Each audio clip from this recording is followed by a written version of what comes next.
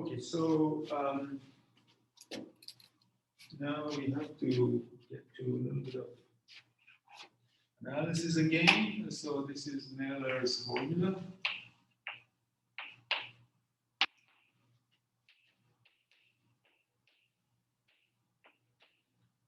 So this is basically heat kernel for harmonic oscillator. I mean, quantum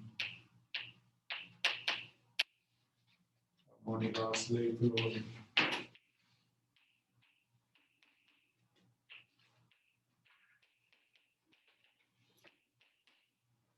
Kind of heat kernel. I mean, it's not heat equation, it's a perturbation of heat equation, but still we call it heat kernel. You will see why. I mean, it's easy why, but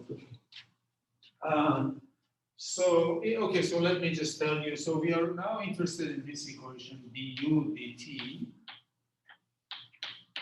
plus hu equal to 0.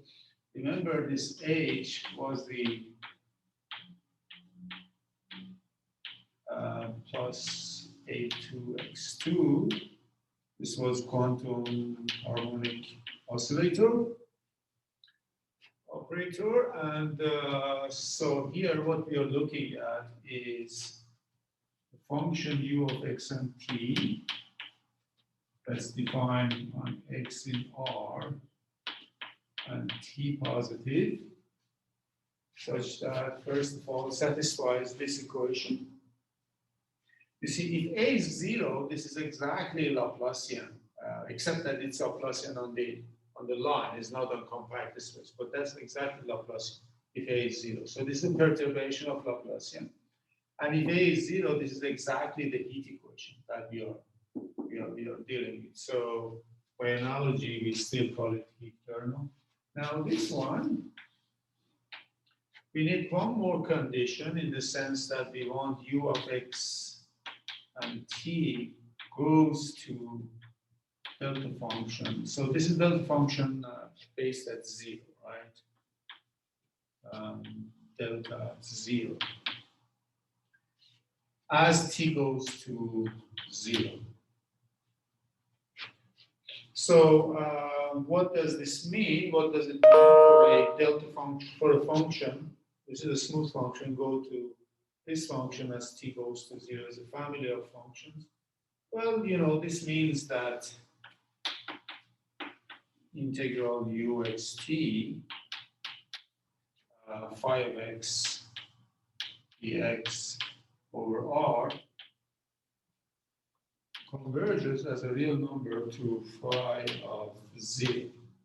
This is, of course,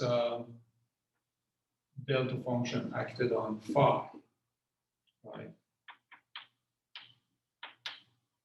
As a distribution, delta function evaluates the function at 0, and this is the way that the function acts as a distribution by integration, as usual, right? So this is a standard process. And now, what else? Well, phi has to be, for example, a test function. You can, for example, take phi to be compact support, but this is even true for less than compact support.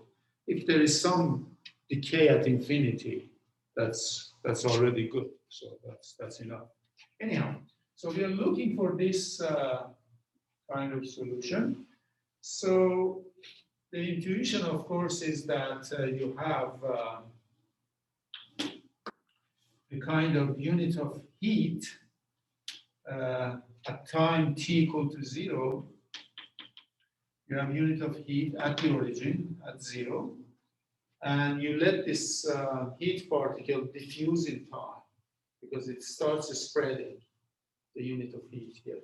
At t equal to 0, you have just, I mean, a kind of fictitious, hypothetical, imaginary unit of heat that's sitting at 0, and then heat diffuses and immediately fills up the whole space.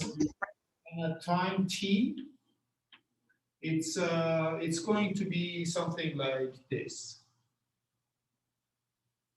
Some distribution of heat will emerge,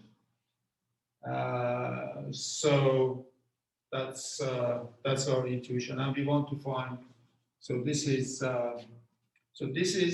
u so this is our idea of that u of x and 0. We just say u of x and 0 is delta x. So we just write this as u of x and 0 to be delta x is the delta function. Sometimes we put delta 0 of x also. Some people write it delta of x minus 0. But that's these are all the same thing. So at 0 it's just this, and then immediately you get smooth, nice functions. So we want to find this family of functions u of x and t. Positive. So we are really looking at heat kernel. You know, we have this heat kernel idea, k of t x y. So now we are putting y equal to 0. So this is basically heat kernel at 0. That's u of x and t. So this is heat kernel at 0, like pole at 0, something like that.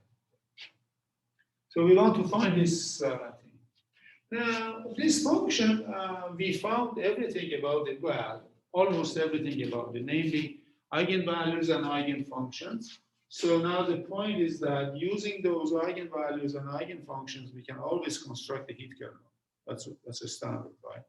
So the point is that using eigenvalues and eigenfunctions of H. So this we found these operators H of phi k equal lambda k phi k. You remember we found these values in the last lecture. So for k equal to 0, 1, 2. So what was it? So lambda k, we discovered that this is equal to 2k plus 1 times A. This was the eigenvalues that we found in the last lecture. And eigenfunctions phi k, we found these eigenfunctions are of the form hk of x, exponential of minus something like a squared over 2 x2. I believe it was of this form. Now these hk's, I mean norm of h phi k's are 1. And because this operator is formally self-adjoint, at least, it's indeed self-adjoint, but that's okay. So we can just say that these guys are orthonormal to each other. Phi k, maybe I'm still in the line, okay. Phi k, I'll just write it here then.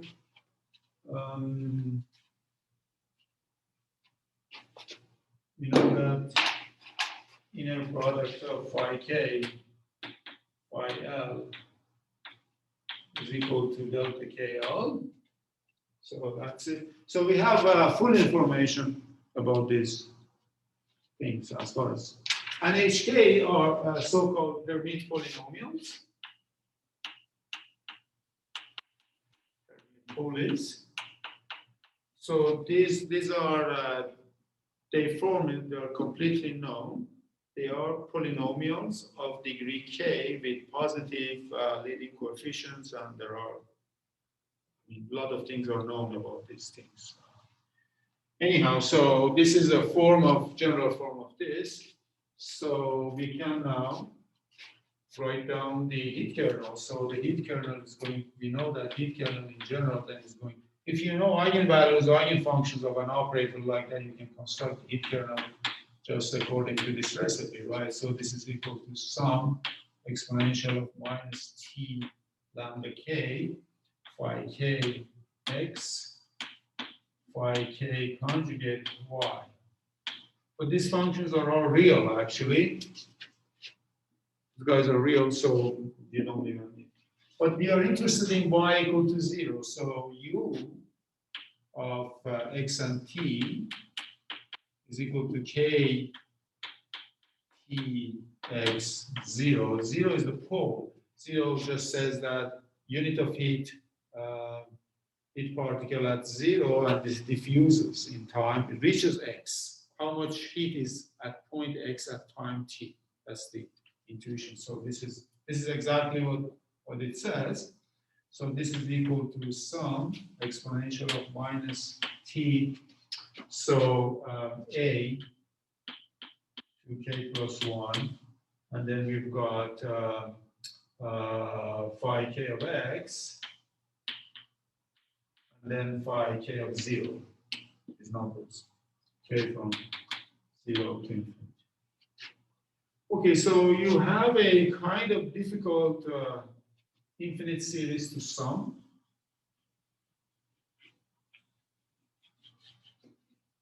Can be summed, but you need some identities for Hermite polynomials in order to find it in closed forms.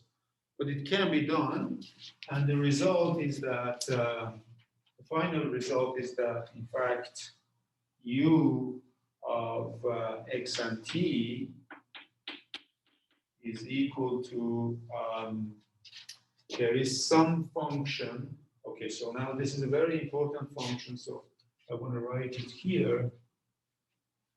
So I just erase this part.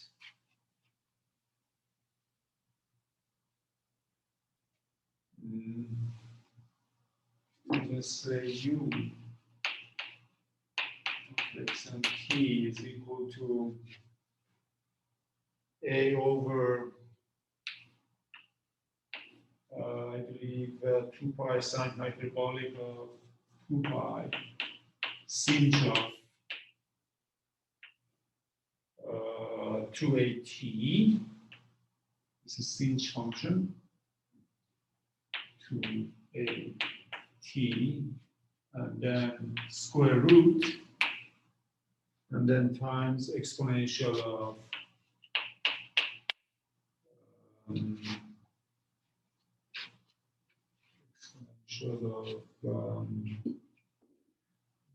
minus 8x squared cotangent hyperbolic of 2at divided by 2. Yes. Okay, so this is for what happened to x. There is x here. There is no x dependence here. So this is for t positive. So this is the form that we need. And remember, have you seen this expression before? Something similar? X over sine hyperbolic of x, square root.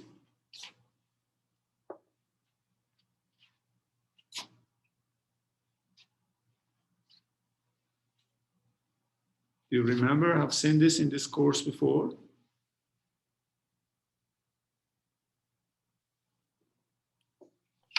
It was one of the genuses. I don't remember the precise name. Yeah, the a hat genus we constructed using exactly a function like this: x over 2 divided by sinh of x over 2, and then we took basically, of course, I mean, there was a matrix here, so we took its determinant and we took its square root. You could say we just, that's okay, you can just take square root inside and then replace x by your curvature matrix and take determinant. Is the same thing. Yes, indeed, this is related to a hat genus now. Of course, this is just a function now. It's there's no cohomology, there's no differential forms, nothing, but it's the really source of index theorem in this approach. So this is related to a hat genus. And that's the term that's going to be utilized, and this term is, of course, Gaussian in some sense. I mean, near zero, this becomes almost like a Gaussian. So anyhow, have this comment in mind. This is a very important observation that a hot genus now kind of beginning to show itself in this. So that's one thing. Now, the second thing is that there is an alternative approach to find this term, which is, so you can read all these things in actually Rowe's book. There is an alternative approach to finding this expression, which is by guesswork. So there is a little bit of guesswork. You just say, as he does, you just say, let's assume we don't know what it is, but it's reasonable to guess that this is of the form a of t exponential of minus b of t x squared. And then you are kind of hunting for functions a and b that satisfying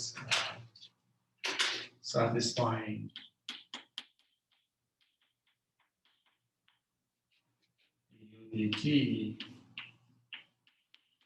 plus hu equal to 0. And of course, we still demand that u of x and t goes to delta function at 0 as t goes to 0, right? That's what they demand. And using these two things, actually, you can find this function and that function. That's it's possible. That's not very difficult. You can try it yourself, and anyhow, Rowe does it. And the only thing at the end is to check that this condition is satisfied. But this condition is very easy to satisfy. You see, so let me just say checking star.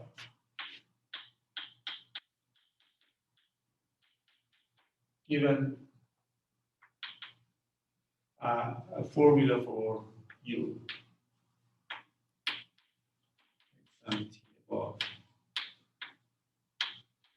Okay, what can you say about this function as t goes to 0? If you look at this expression, what can you say about it as t goes to 0?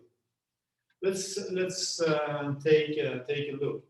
As t goes to 0, sine hyperbolic is very much like just 2at as t approaches 0. This term is very much like 2at.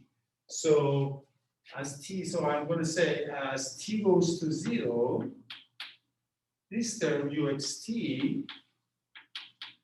is very close to a over 2 pi times 2at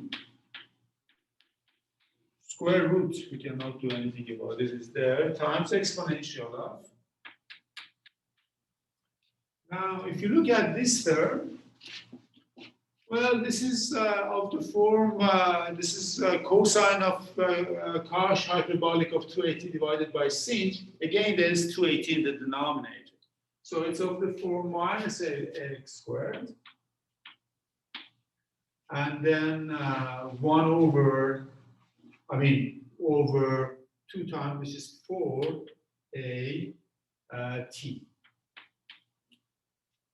Okay, you can simplify. this a is disappear, so this is of the form 4 pi t. The famous term 4 pi t appears. This should be yes, well, minus half, of course, and then exponential of this disappears minus x2 over 4t.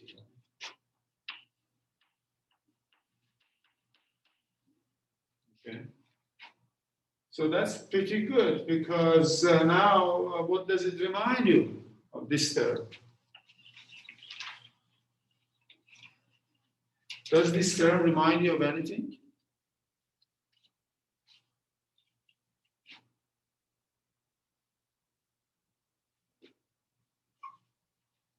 We haven't taken the limit yet as t goes to 0. We are just approximating the function for t non-zero by another function. Kind of rough back of the envelope calculation, but this is what it is. This is what it takes, only this. So what is this expression? Have you seen this expression before?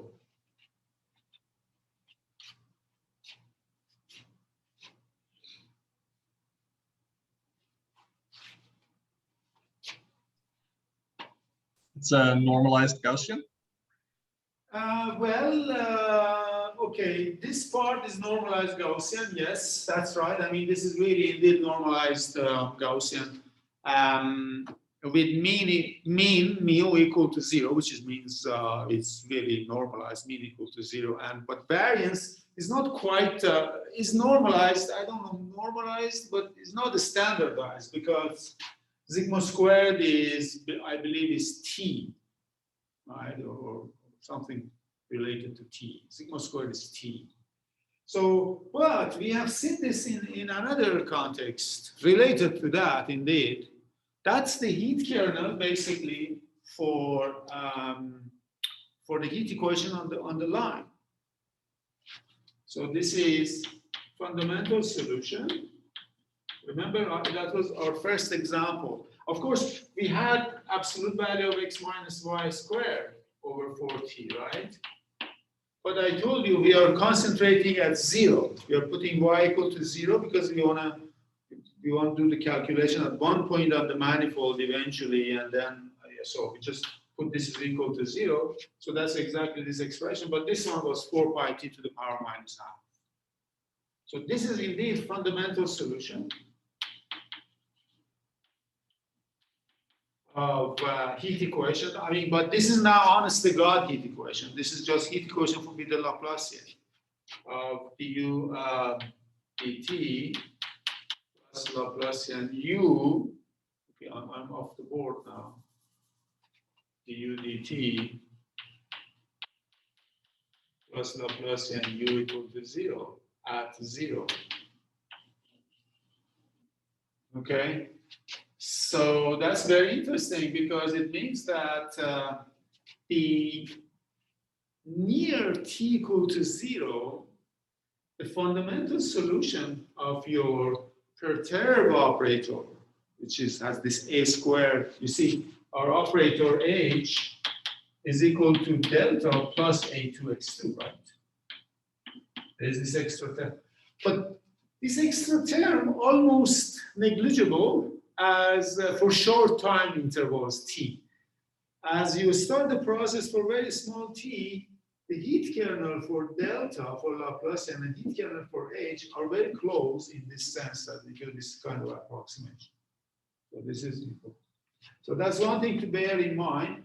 We are now approaching the heat kernel on flat space for time t equal to 0 or near 0. But anyhow, so this observation is very important to establish this because we have, it's enough to establish this now. And for this, I want to give you an exercise. It's a good exercise to do. So let me just write it. I don't know if I ask you to show that 4 pi t minus 1/2 exponential of minus x2 over 4t, this goes to delta x as t goes to 0, i.e. for any phi test function, say with compact support, integral of 4 pi t minus 1/2 exponential of minus x2 over 4t phi of x over r. This approaches to phi of 0. You see, that's what this statement means, and that's what we want our heat kernel to satisfy. You see this equation. We have this u of unperturbed u of x and t times phi of x. You want to this approach. And it's a very good idea to graph these functions and see what happens as t goes to 0 and as t goes to infinity. You see, these functions, as t goes to 0, they become more and more like sharp at 0, so that eventually they approach the delta function as t goes to 0. But as t goes to infinity, they become more diffuse. So draw all these functions for yourself. You learn something about the distribution of heat the propagation of heat in this medium. Okay, so in any case, we have this formula now for. So this is called Mehler's formula. Yeah, basically. I mean, in general, you can have x minus y squared term here, and then what that doesn't matter. That's the formula that we need. Okay, any questions? If you perturb the Laplacian with some non-just x squared term, something higher, is there a nice formula like that? No? No. There's no. But this was the first problem I gave you, remember, 4 years ago? The cube, was it the cubic? No, it was quartic. Recording, yeah, there is no. Using Feynman integrals, one can approximate the kind of the perturbation of the first eigenvalue. Oh. The what's it called? The vacuum energy or ground state. So this is the. I mean, if you put a equal to 0, the ground state is like k equal to 0. You get a. This is the smallest eigenvalue. But when you go to quartic, so you add another term, which is a quartic term, this starts changing. So imagine this becomes a function of epsilon. And the question was to write an expansion of this a epsilon in terms of epsilon. And you can do that using Feynman integral. So this was the I think we remember. I think this was the first exercise. Yeah. Did the harmonic polynomials become generalized harmonic polynomials?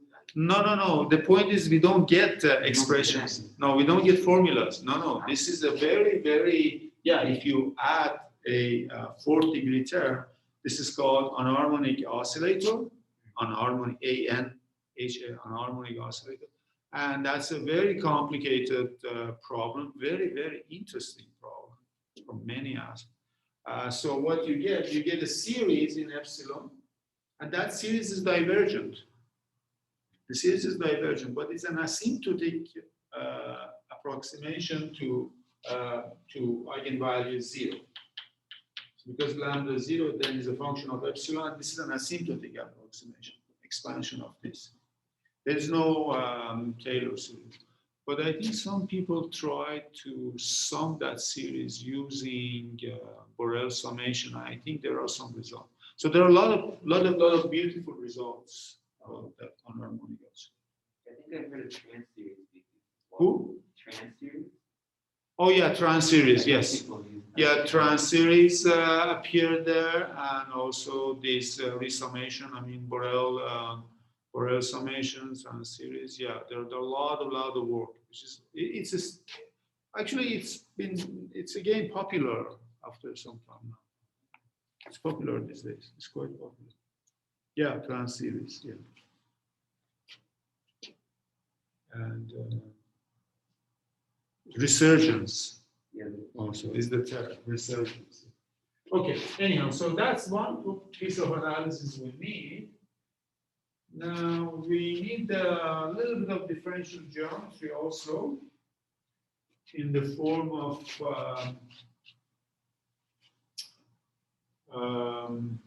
Weizenburg formula.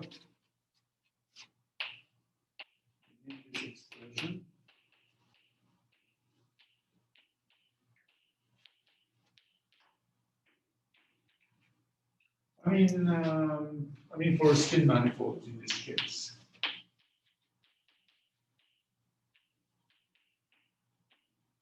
So we've got like d squared is equal to nabla star nabla plus quarter of k. Now, so we did Weizenburg for generalized spin manifold, and we had an expression for this term, but it was too general. But for spin manifolds, not generalized spin manifold, for really spin manifolds, This expression is very, very concrete. K is a scalar curvature, actually.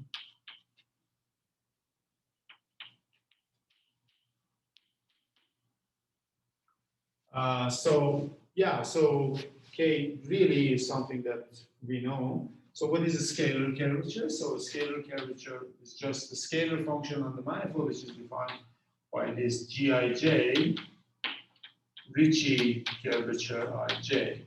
So this really summation is understood. So this means sum Gij over all Ij, Ricci Ij. That's so what is Ricci? The Ricci tensor is a two tensor. Is sum Rk Ikj, right? So this is over K. We also write it as Rk Ikj. You see, you sum up and down indices, you trace there, and then Ij. So this is a two tensor, symmetric two tensor.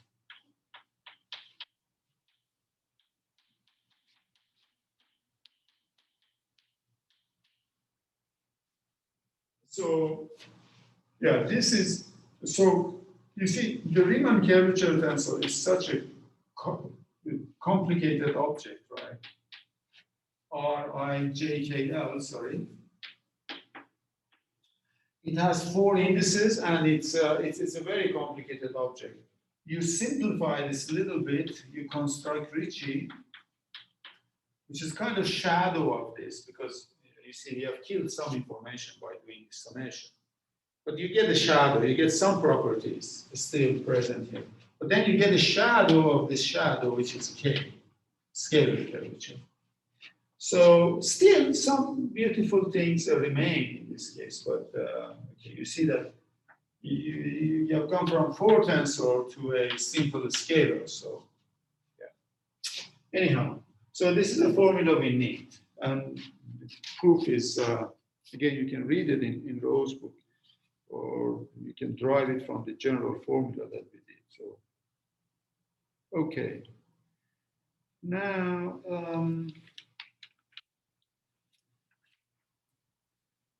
we need now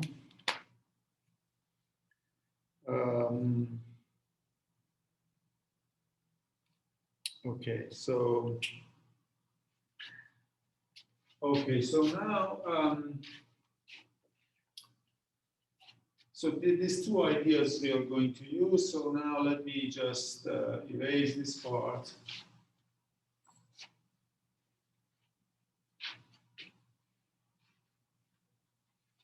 So what we want to do now is to compute, of course, index, right? But we know by this Atiyah-Singer formula, index is equal to supertrace of exponential of minus t d squared. Now, if you use the relation between supertrace or trace and a heat kernel, of course, this is equal to integral over m. The supertrace of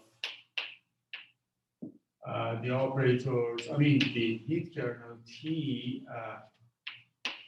XX, right? And then the volume of X, right?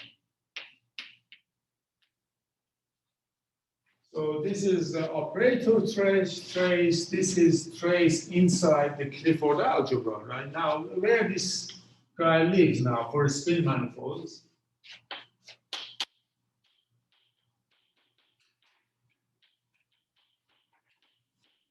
where this guy lives? Well, we know that KTXY at each, for each T positive X and Y belongs to the fiber over X tensor fiber over Y star, right?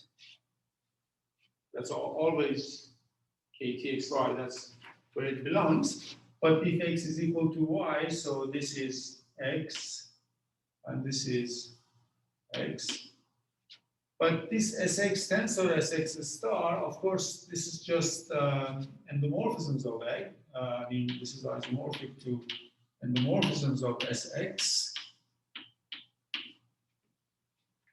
But this endomorphism is really just a Clifford algebra because we just found a vector space at each point whose endomorphism ring is isomorphic to Cliff of T and X complexified. So let's see where this heat kernel this kernel lives. This is, we can say, is a Clifford algebra valued section of your manifold. And we want to compute the supertrace of this guy here. So for each x, we have an element here, which is, but then the supertrace in Clifford algebra, there is a very nice formula for it, which was this Berzin's formula. So to compute supertrace of k, t, x, y belonging to Cliff C, T, and X. I mean, we use Berzin's formula.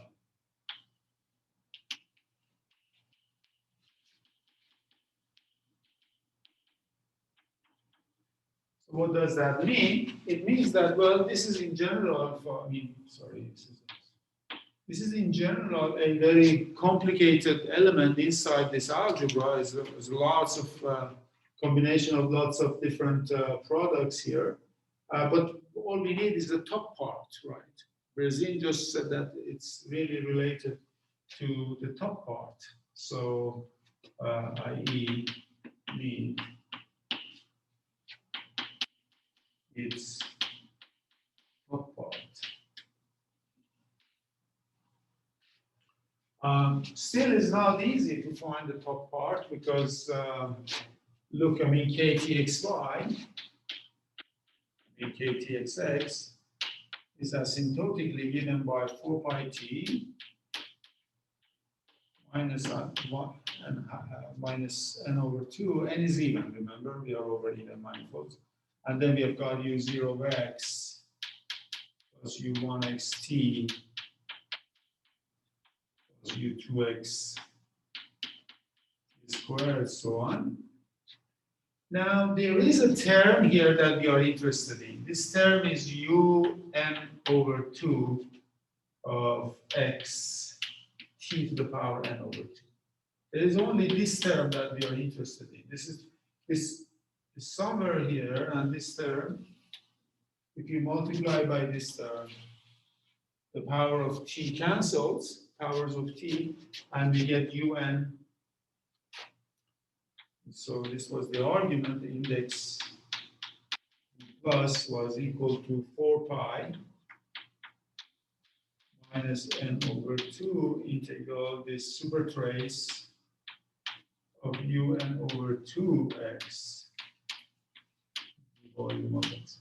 Okay, so now we are down to finding this term, but not the term itself, only its top part and its supertrace. So we have to, supertrace means that we have to find its top part. So we have to find the top part. This term is very, very complicated.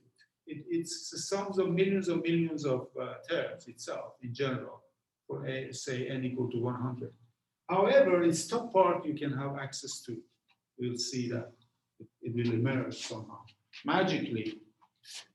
So the magical cancellations really do happen, but we have to see how. Okay. So this is a kind of preparation, giving you the philosophy here, what's going on, and now we are going to start the proof itself. Yeah.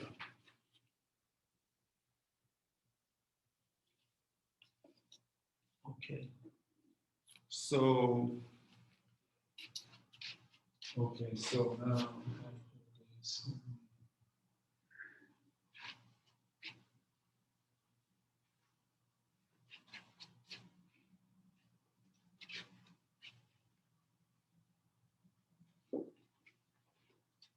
So we need to compute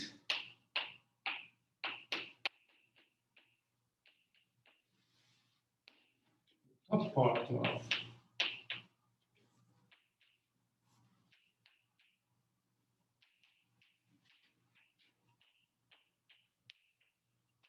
x for a fixed x.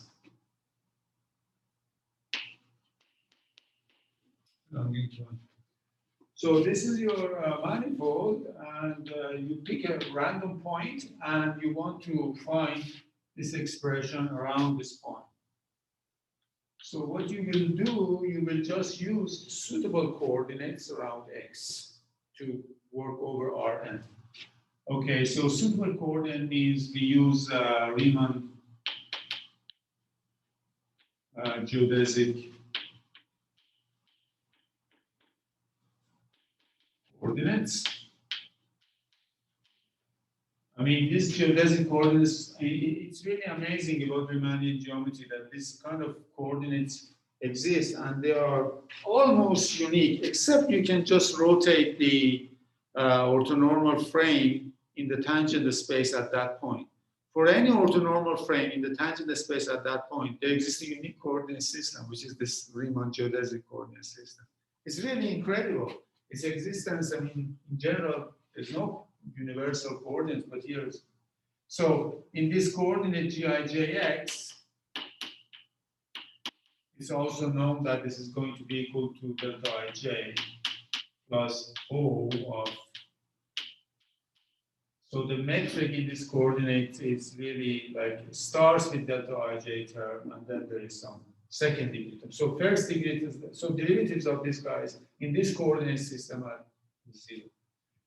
And also, we need another thing, plus a suitable frame.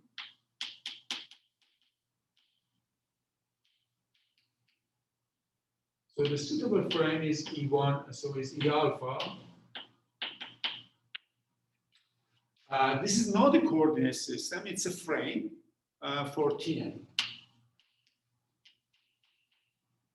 I mean, what is this suitable means? Well, this suitable means it's synchronized. So, i.e.,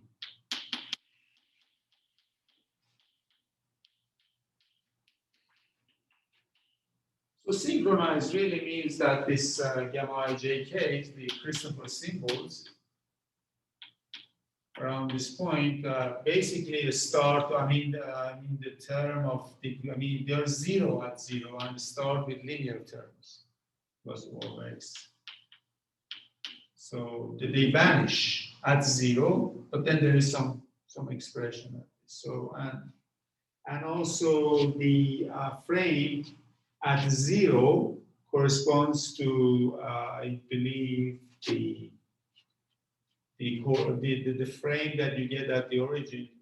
So I mean, this coordinate system is such that you're brought around 0. So I mean, this Riemann coordinate, geodesic coordinate, brings you down to here, and then you fix this synchronized. So there are two things that has to be kind of fixed at the beginning.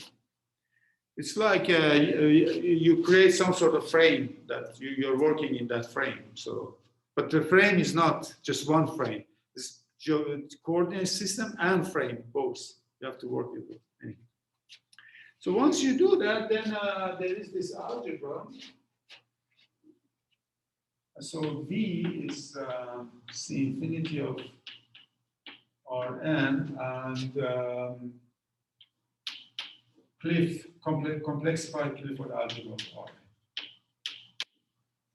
I mean, what is this? This is the set of all smooth functions from Rn, Clifford algebra. Modulo this equivalence relation. What is this equivalence relation? I mean, the equivalence relation is that two functions are the same, are identified if they match in a neighborhood of 0. So f, if f is really equal to g, on some open U contains 0. So this is called the space of germs of, that's all you need, germs of Clifford algebra valued smooth functions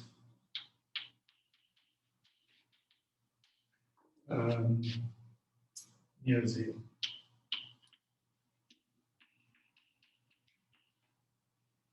I mean, this is big, like matrix algebra, essentially, right?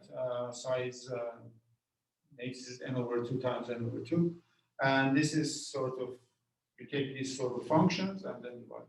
Now you will see why we need this sort of things to work with. This is kind of. Could you explain a little bit germs? The idea of germ? Yeah. The germ is it's a very easy idea. So it's really defined here. So what does it mean? So let me just look at, for example, n equal. I mean, let's look at germs of smooth functions near 0, for example. So you just take the set of all functions from R to R, C infinity, for example, but you declare two functions to be the same if f is equal to g in a neighborhood of 0. Okay, so, but these functions are C infinity, right? So it means that all the derivatives at 0 are the same.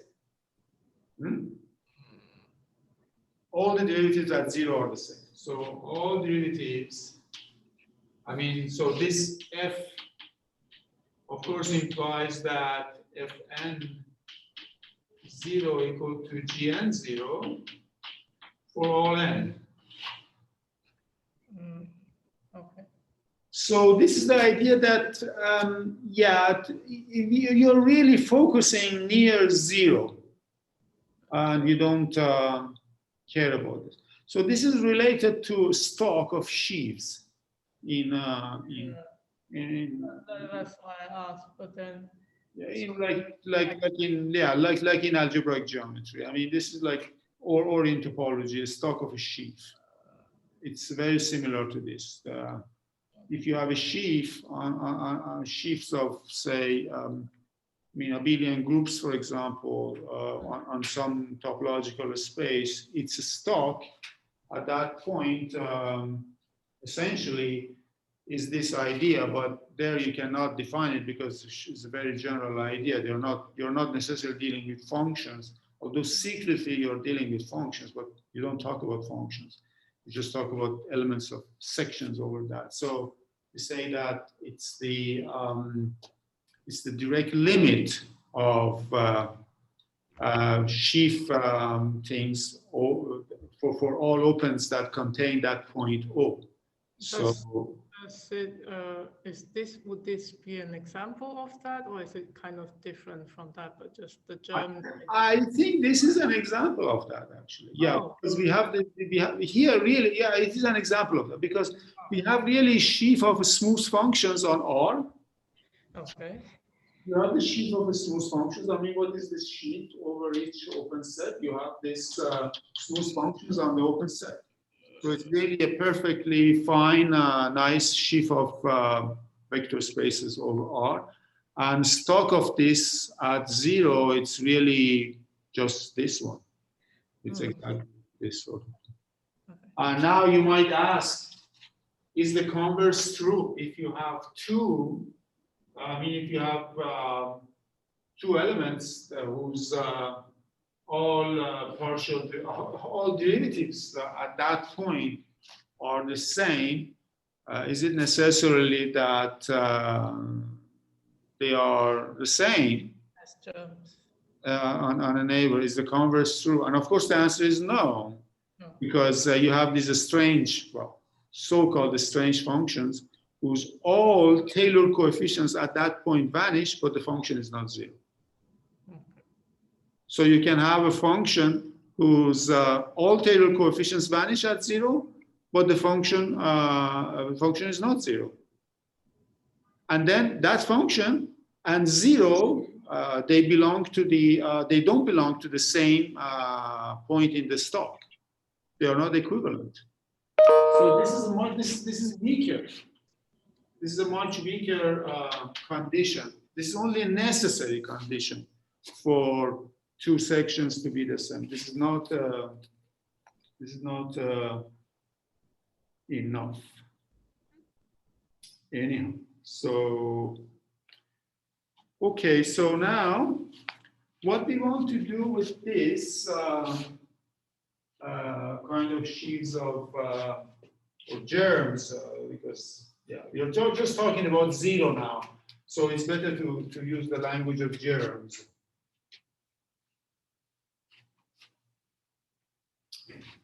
So we want to define some rescaling operation here, and then okay. So there is this operator, dilation operator.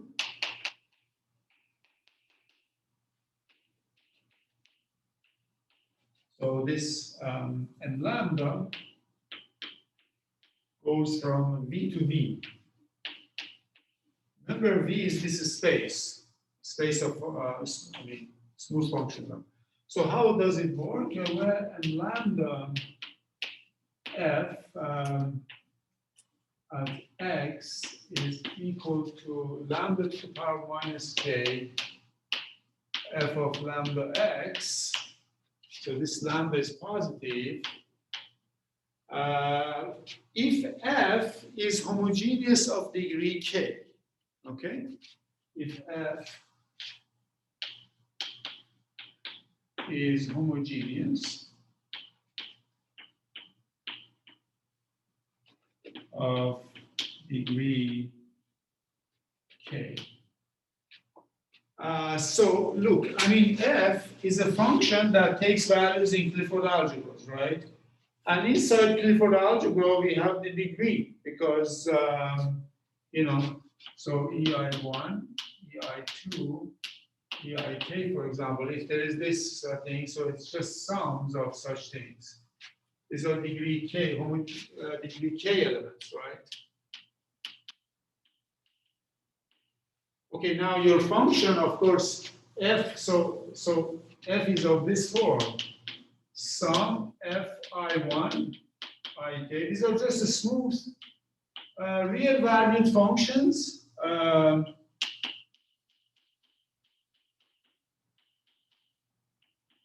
These are just smooth real valued functions that multiply by such Clifford algebra elements of degree k. Okay, and a typical element here, I mean a general element here, is sums of such things. So I did not define m lambda over all elements of V by one formula. You have to choose different pieces and scale accordingly. This is very delicate now. So let me give you an example. Imagine a general f is of the form, for example, it's like x2, e1, e2, e3. I mean, n is equal to 1, plus x, e1, e2, for example, something like that. Then what is m lambda f of x? Well, we have to replace this by lambda x squared, but this means that we are going to pick some coefficient lambda to the power minus 3. Huh? I mean, otherwise this is the same. So we have e1, e2, e3 plus. Here we just put lambda x because this part is the same always. There's no power here. Power only comes when you have to see the homogeneity degree, right? Plus then times lambda minus 2 x e1 e2. So what do you get here? So you get here, this is equal to lambda minus 1 now. It's lambda 2, lambda minus 1, x2, e1, e2, e3 plus.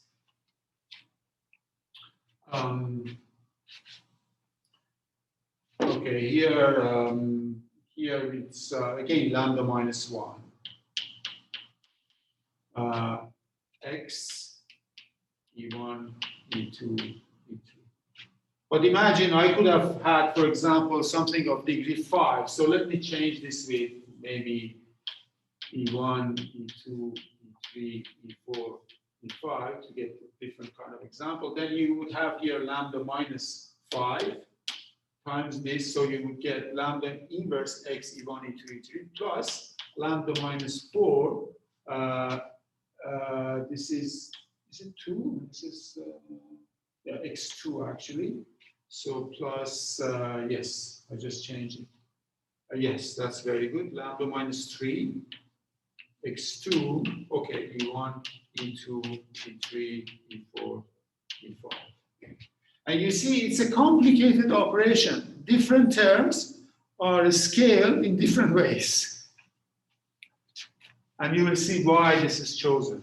It's so we are giving degree to such elements. So to Clifford algebra elements, we are giving degree minus 1, sort of. I don't know. And to the elements of space, we are giving degree 1, sort of, almost like that. So, and it's yeah, anyway. Okay, so this is the now we have a perfectly good understanding of this operator.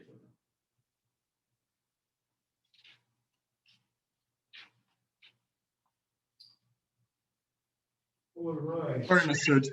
To define this operator, do we need to choose some sort of basis for the Clifford algebra? Because the degree of a Clifford algebra element isn't well defined. Yes, yes, absolutely. Of course, I mean, in this case that I'm defining, we are working on Rn, right? But so I didn't need to give a degree because, I mean, degree is not an algebra degree.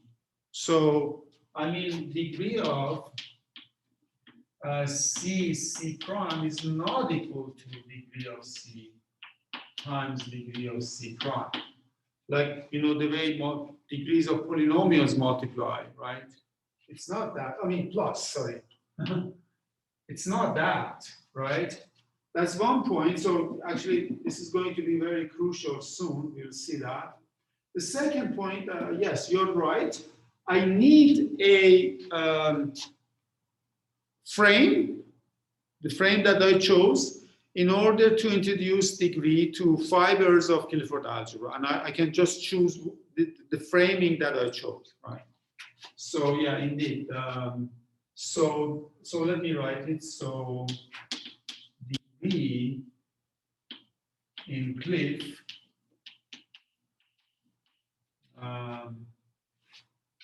TMX define via local frame E alpha for tangent bundle around X, I mean near X.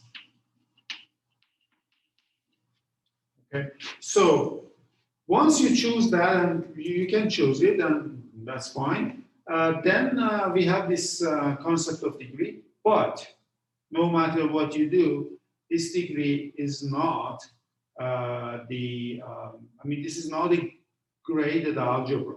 This is only Z2 graded algebra, right? So this degree of C prime is not degree of C plus degree of C plus.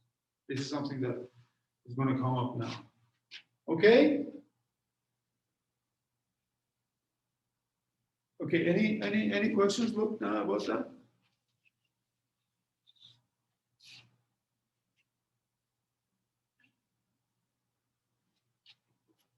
Okay. So now, one thing you have to notice is that using a framing in TM, so there is this linear isomorphism. I mean, this is isomorphic to exterior algebra of this, right?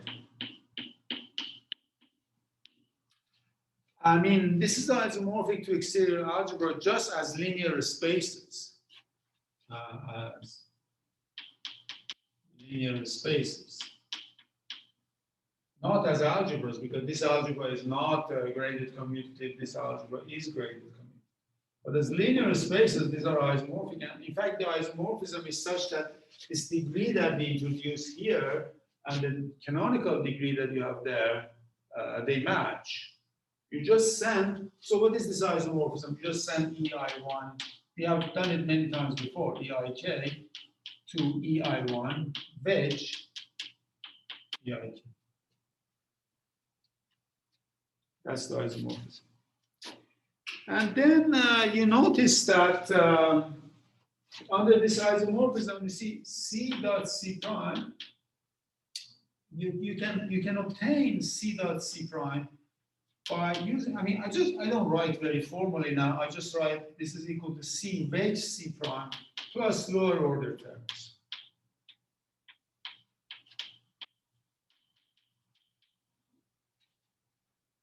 So, I mean, C dot C prime is not homogeneous. This is a homogeneous element of degree C plus C prime. You keep that, it's there, but then there are some lower order terms that appear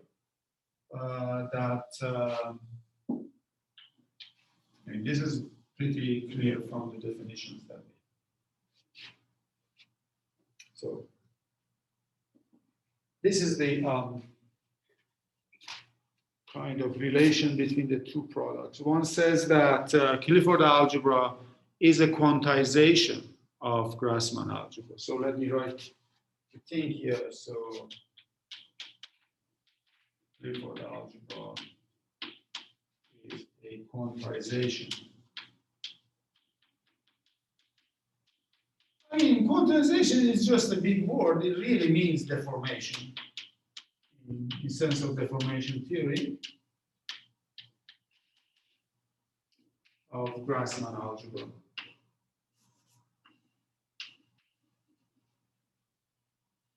One can say a lot about this, but that's okay. I mean, just and this is one aspect of this relation between the two. So, okay, we need one formula which is I'm going to say what it is now.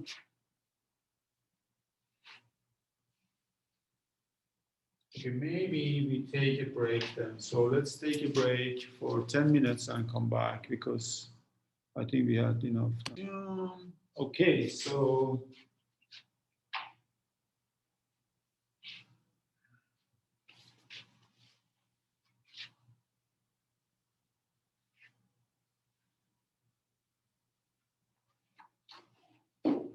there is this lemma.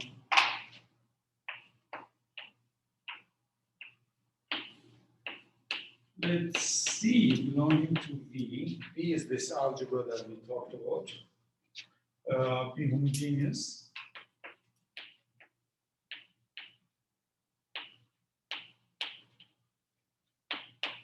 K.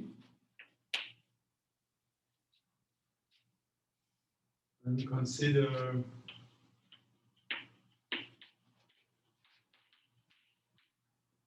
the Clifford multiplication.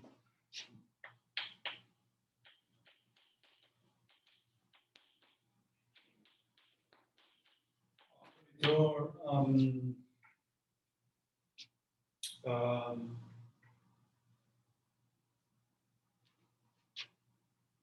by C. So send C prime to C times C prime. This is this operator. Then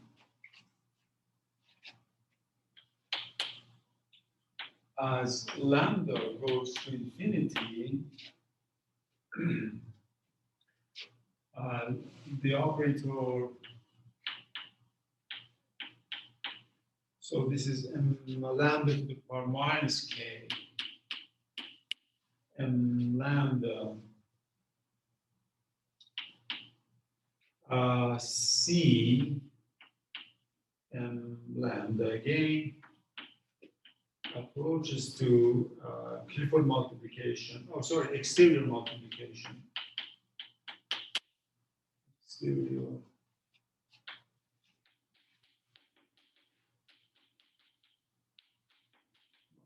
multiplication by C of 0. So we have this family of operators. You see, a C is an operator from V to V, and lambda is so this is an operator from V to V, right? This whole thing is an operator from V to V. Now, this operator converges in the sense that all coefficients of the operator converge. So this is purely finite and algebraic. Converges to multiplication operator, exterior multiplication by C of 0. So that's a pretty easy operator in the limit as lambda goes to infinity. Remember, we prove is just algebra, really. I mean, but we have to be careful with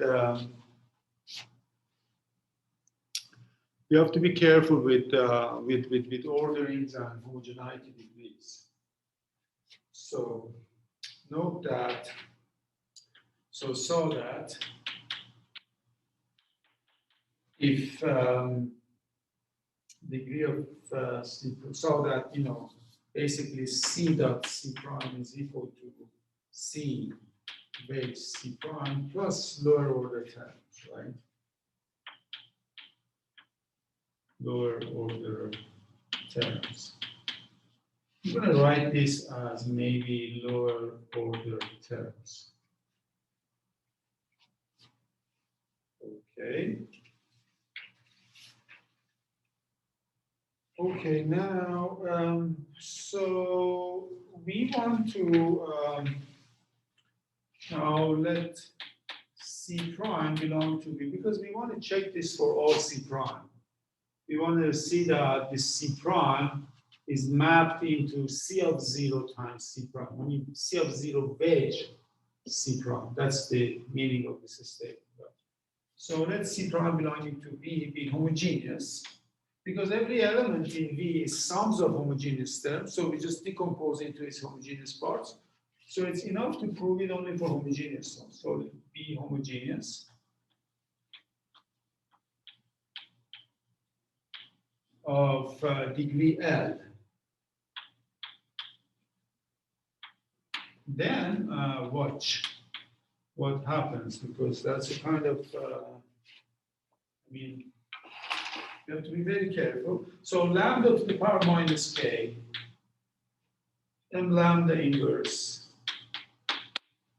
C, m lambda of C prime, right? Because we want to act on C prime and see what happens.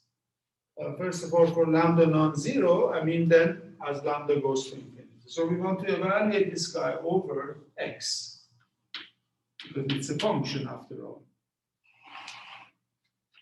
Well, if you go through the definition, this is nothing but lambda minus k times m lambda inverse times C m lambda times C prime, then acting over x. Now, one difficulty here now is that this guy is not homogeneous anymore, because when you compute, okay, so this C prime is homogeneous of degree L. You do m lambda, this is again homogeneous of degree L, but then you multiply, this is not homogeneous, because there's going to be lower order terms. So in computing m lambda inverse of this, you have to be worried about those lower order terms, because as we saw, I did the example, you see each term scales differently with respect to powers of lambda. So I cannot just take degree of this and multiply by it. Doesn't work because this is wrong. I mean, this is not homogeneous. But we know that this, so I'll just write it here. So C m lambda C prime is actually equal to C wedge m lambda C prime is this homogeneous part. It's this idea that is here, plus lower order terms. I'll just write it like that. Okay, so I can write this term as then. So now I can write this as equal to, yes, lambda minus k, and lambda inverse C wedge and lambda C prime acting on X plus lambda minus L. Yes.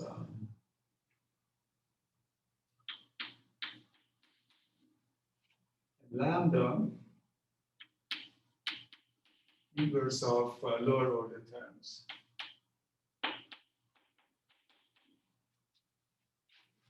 I mean, this guy takes this power anyhow, so I just keep it there.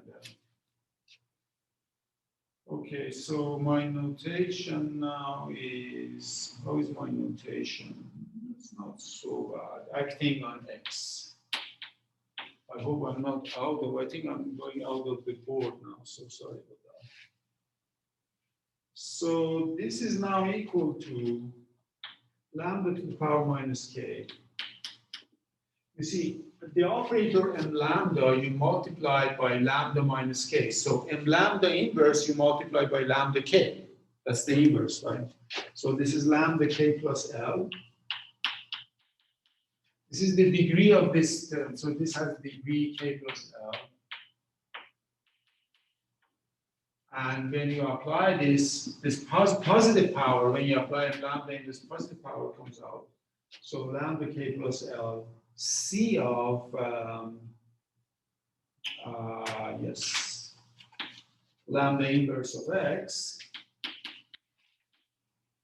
wedge, and lambda C prime, lambda inverse of X, plus O of lambda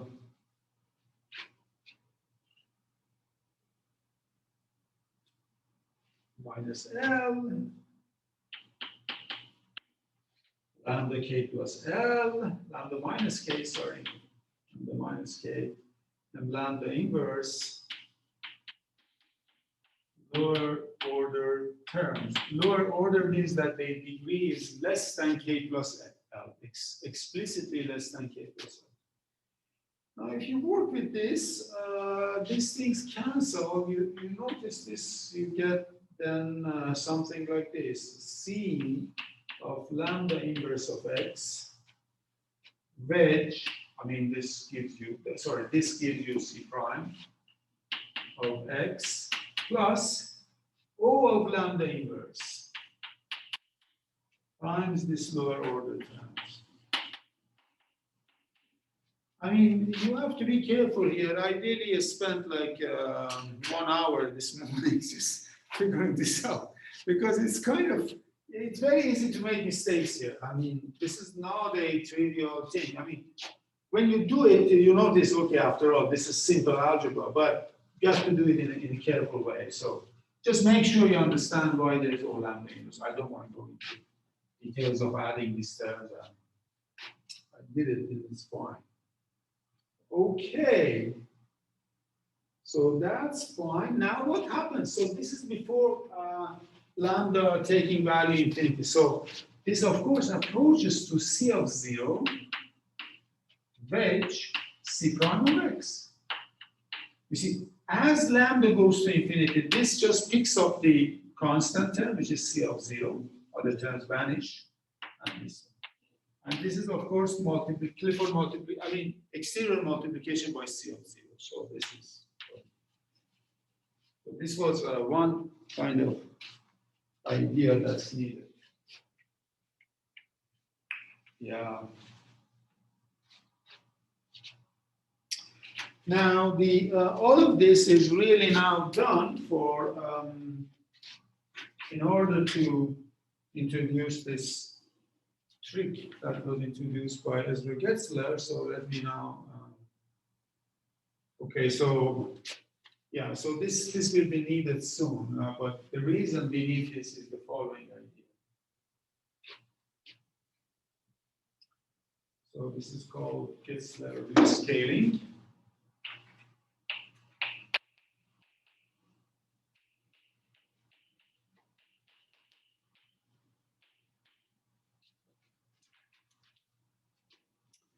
So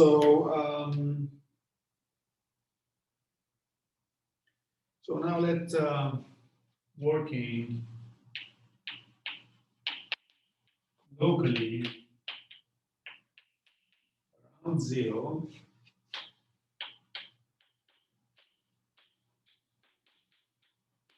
You're assuming that we have used those coordinates, we have brought everything near 0, so we are doing calculations near 0. Let d lambda be this operator 1 over lambda inverse d. So this is the rescaling of, so d is the Dirac operator.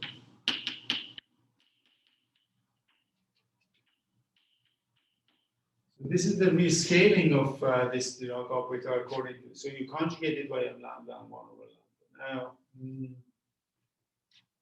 the reason to introduce this is to reach to the top part of the asymptotic expansion of it. So first of all, there is this proposition. It's really due to Getzler. So from 80s, that as lambda goes to infinity, I mean, you can read it also in Rose's book, which I'm following anyhow. So,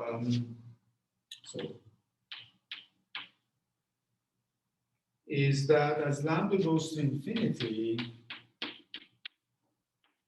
lambda squared, simply we are interested in the lambda squared, tends to the operator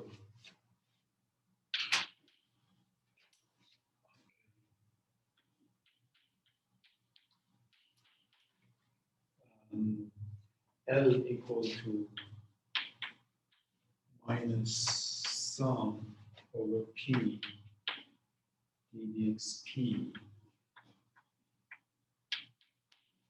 minus 1 over 8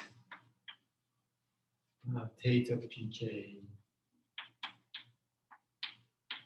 x k. I mean, this is not power. These are indices. This is not x to the power b. This is just x1, x2, xn.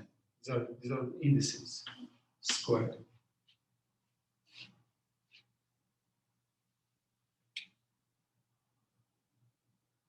So now, what is this theta pk? Where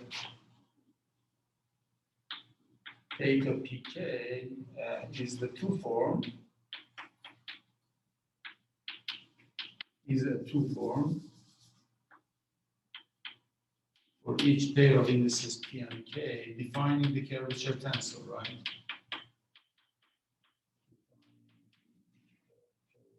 Tensor.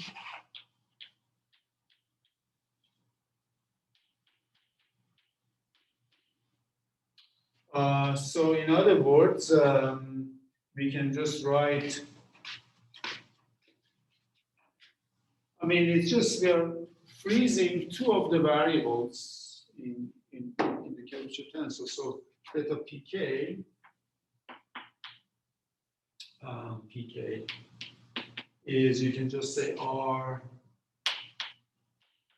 pk alpha beta, sorry, e alpha beta. I mean, these are really multiplication operator, is the multiplication operator. I mean, kind of the multiplication operator. Okay, so is the multiplication operator by the two form is, I should add the sentence, I mean, kind of, is the multiplication operator, you just insert this term here, is the multiplication operator. I mean, by the two form, defining. So, I mean, if you see, usually what is theta? I mean, what is, so this is kind of multiplication operator of theta pk, but honest to God, theta pk, remember, was this one, right? Was r pk alpha beta dx alpha wedge dx beta, right? This is the two-form version of this. So this is really locally belongs to omega 2 of u. So over some coordinate chart, this term belongs. But now we are using it to define this as a multiplication operator acting on Clifford boundary. So we have done this. So we replaced this by E alpha and E beta. So that's, I mean, we replace these terms by Clifford variables. We replace vectors by Clifford variables.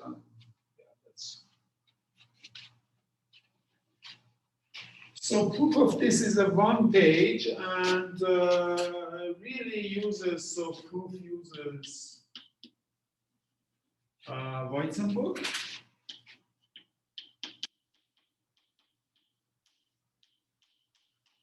Plus the coordinate system that we talked about, this Riemann coordinate system, a geodesic coordinate system.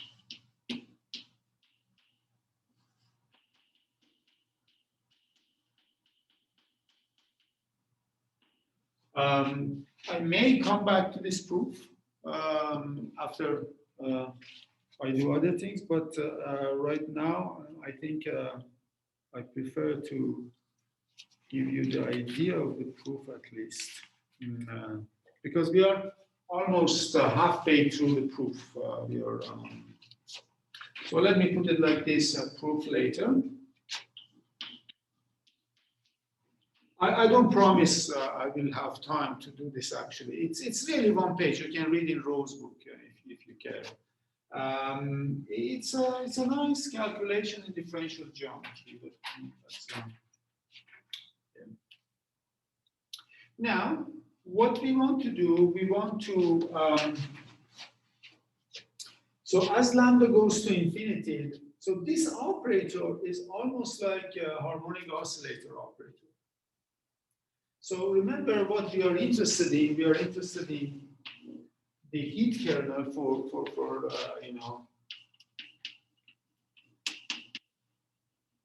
heat kernel for this square, right?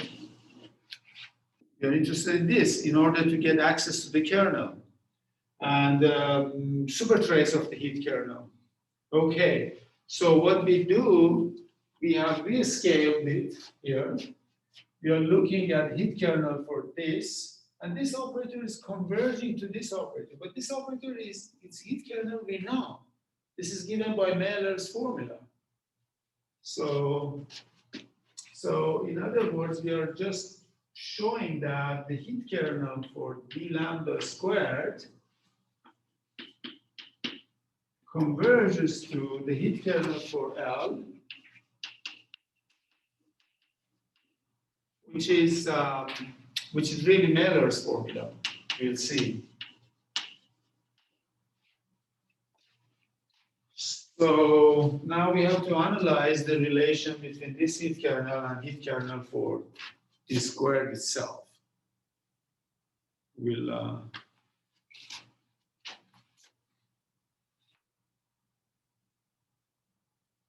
yeah. Okay. So now the last thing I want to do now, because it's kind of getting late for me.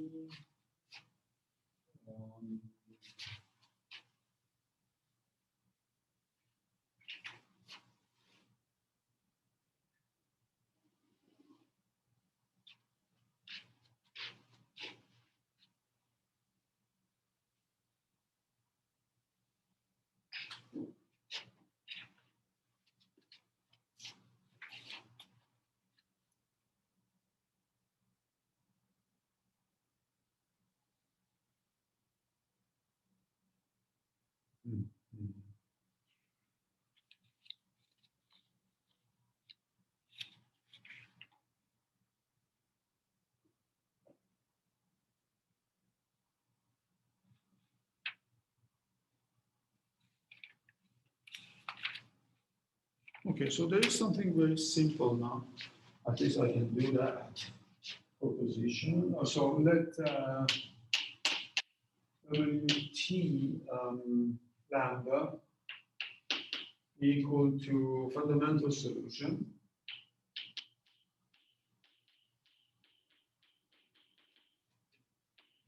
AKA heat kernel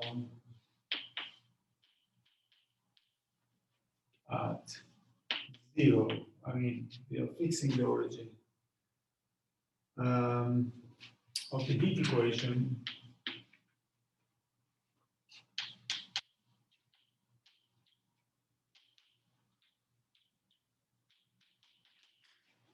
for d lambda squared. So in other words, it should satisfy this Wt lambda, I mean d Wt lambda dt plus d lambda squared Wt lambda is equal to 0. Now you can find a relation between this heat kernel and the heat kernel for D proposition. Wt lambda is equal to lambda to the power minus n,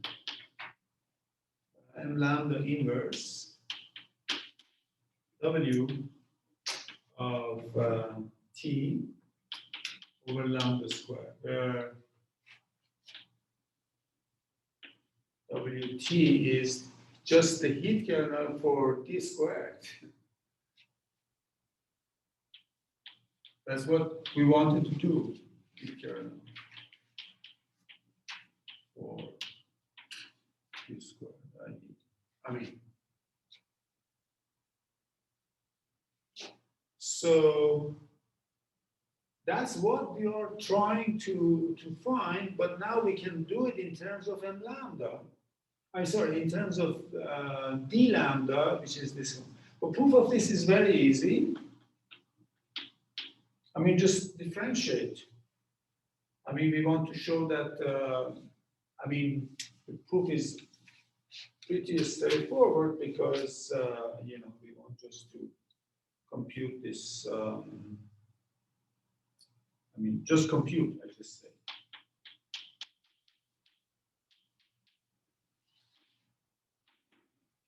I mean, taking derivative of this, for example, ddt of Wt lambda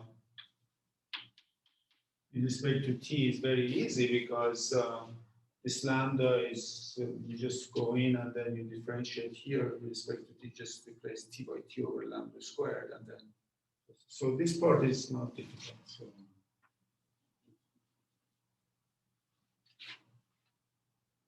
Okay, now finally what we need, and then showing also the delta function behavior near 0 is not difficult either. Okay, now, so back to the squared itself. You see, I mean, the following thing I'm going to use now. So WTX, the kernel, a fundamental solution here, 0. Of course, we know that this is of the form 4 pi t minus n over 2 exponential of this Gaussian term minus absolute value of x squared over 4t. Then there are these terms, some e to the L, I mean, I don't know, NL x, right? L equal to 0 up to infinity. I mean, we argued that, I mean, this is not the equality, this is just asymptotic. Of course, we are not able to, never able to find exact formulas for fundamental solutions or heat kernels, but now they are always of this form. Okay, you might complain that we just computed WTXX. I mean, we had an expression for K. You might rightly complain, hey, you gave me just expression for KTXX, which is 4 pi t minus n over 2. And there was no term like this. There was terms inside, which was sum, I mean, TL, and then NL x, right? Or, I mean, I used UL, by the way, yeah. Yes. But this one is not this. These two things are different. This is really WTX. As I said, it's really like KT of x and 0. You see, y is equal to 0, and now we are kind of approaching 0 from distance x. So, and now this is a more elaborate expansion. I mean, this is a more elaborate expansion than this one because there is this term here now. Okay, so then in general, I'm saying that basically, in general, you know that there is this expansion k t x y is asymptotically, which we did not discuss, but is actually true. It's going to be equal to 4 pi t minus n over 2 exponential of minus geodesic distance of x and y, which I still write. So this is like d of x and y squared over 4t. And there are these terms, infinite number of terms, right? So there is this geodesic distance for general manifold. But if you go to this Riemann geodesic coordinate system and you go down to Rn, the geodesic distance is the same as the usual Euclidean distance because this coordinate system preserves metrics in this sense. So, okay, provided we accept this expansion, which is more elaborate than the heat kernel that I wrote before, then this follows from that because by this definition. So there is a little bit of subtlety here we have to be aware of. But now, look, these terms are elements of the Clifford algebra because you know the bundle is is the spinor bundle, and these are the endomorphisms of the Clifford algebra. I mean, the spinor. So this belongs to Cliff. I mean something like Cliff of Tn x. So by that local framing for Tn, we can expand these terms, right? So this is what we need now. So we can then, as a result, write WTX.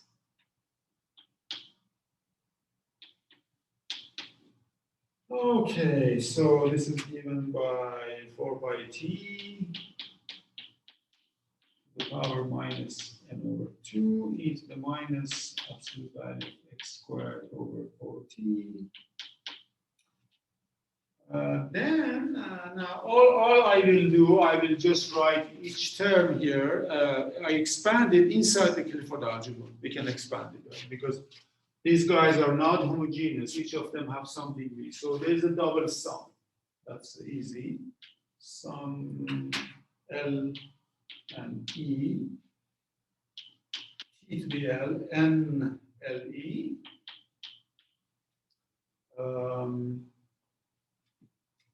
Of X and E tilde. I mean, this E, remember, this E tilde is a basis for Clifford algebra. This notation I introduced last time. I mean, this is like sometimes I write EI1, EIK, where degree, I mean, number of elements in this E is equal to K. E is just a subset of 1 to N. That's one way to index basis inside the Clifford algebra. And this is just a finite. So this has 2 to the N terms. And that's just. Okay, so using this, then we are going to write an expression from our definition of W T lambda. So we get the expression W T lambda of X. So I don't write it because it's obvious what to do because it was lambda to the power minus K and so on. So then we have to analyze what happens because now we have this theorem that T lambda squared converges to L and heat kernel of L is known. So, and then heat kernel of D lambda we know is related to heat kernel of D. So finally, we are able to have a relation between heat kernel of D and heat kernel of this harmonic oscillator. So that's the way that the rest of the proof goes. So we need just, I think, 20 minutes to go through the proofs. So I think we are good now to stop and then